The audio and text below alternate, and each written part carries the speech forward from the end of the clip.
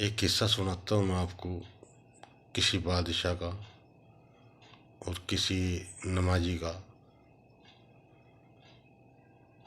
एक नमाज पढ़ के मस्जिद से बाहर निकला और जैसे ही वो नमाज पढ़ के निकला तो कोई घुड़सवार जा रहा था तो उसका थैला गिर गया। थैला उसने उठा लिया, आवाज़ भी उसने बहुत दी लेकिन उसे सुनी नहीं, वो चला गया। फिर वो कई दिन तक उसका पता करता रहा, उसका पता नहीं चला कोई कहाँ था, कौन था, कैसे था। यहाँ तक कि वो बेचारा रोज़ अपनी नमाज पढ़े और मस्जिद के पास खड़ा हो जाए उस थैले को लेकर, और थैला वो लाठी पर टांग लिया उसने कि भाई जिसका होगा देख के ले जागा।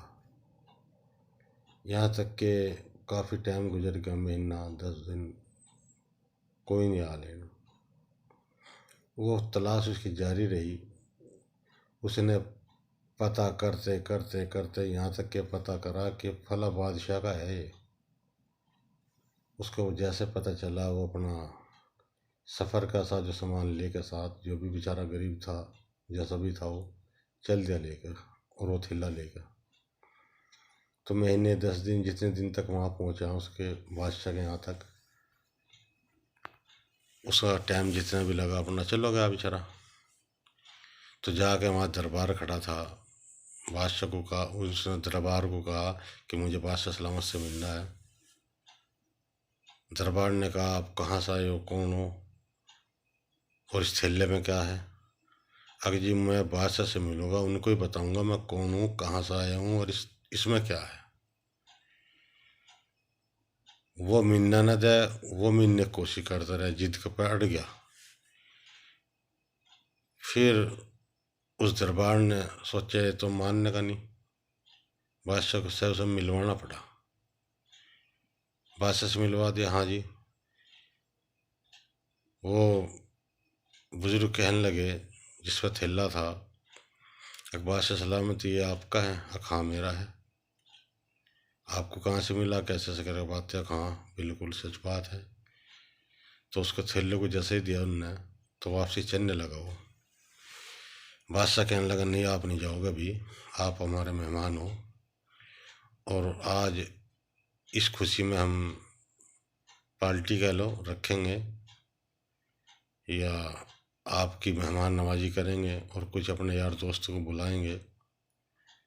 आप खाना भी खाना और रहना भी। तो बादशाह की बात माननी पड़ी उनको।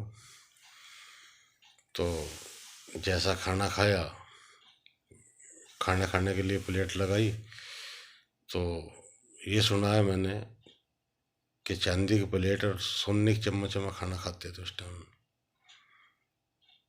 तो सब 2-4 जितने मेहमान थे सबने खाना खाया। प्लेट गिनी तो पूरी, चम्मच गिने तो एक कम। तो कई बार ऐसा हुआ, अब दोबारा फिर गिनो, कभी इधर उधर हो, सब चेक कर गए, कहीं ना वो नहीं मिली चम्मच। बादशाह कहने लगा जी गुस्ताखी माफ़ करना, सब आपकी तलाशी होगी जब जाओगे। कि ठीक है जी। अब सारे मेहमानों की तलाशी ले गई, किसी पर कुछ नहीं मिला। वे मेहमान कहने लगे बादशाह सलामत एक बार इनकी तलाशी ले लो, ये जो खड़े हैं बुजुर्ग। बादशाह कहने लगा भाई ये तो बहुत ईमानदार आदमी है, इसकी तलाशी लेना तो इसकी शान में गुस्ताखी करना है।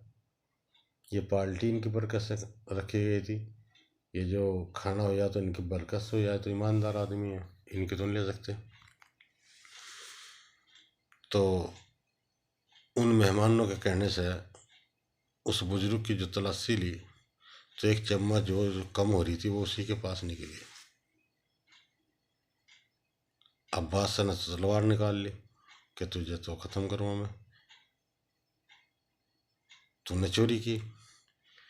वो कहने लगा बादशाह सलामत मारियो या छोड़ियो, वो आपकी मर्जी है, लेकिन ये बताओ जो आपने मुझे खाना खिलाया है ये हराम का था या हलाल का था?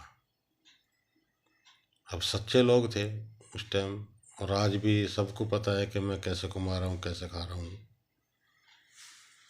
बादशाह ने सोचा भाई सच तो बताना पड़ेगा कि जी ये हराम का ही था। वैसे तो हराम का क्यों था, क्योंकि किसी का हक मारना, किसी पे कुछ लेना, इस तरह था कुछ मामला।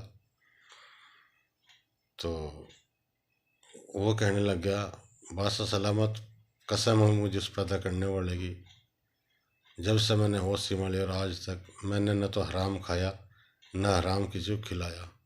ये आपका खाना हराम का जो था मेरे पेट में गया और मेरा दिल बदल गया। अब जैसा खाओगे अन्न ऐसा हो जाएगा मन।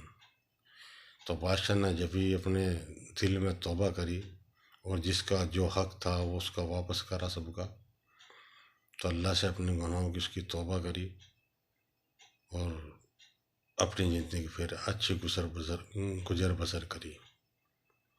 उसको भी वहीं रखा उसने, कहा आप मेरे पास ही रहोगे अब। तो भाइयों, ईमानदारी से ज़िंदगी गुजारें तो इंशाअल्लाह बहुत नफ़ा होगा।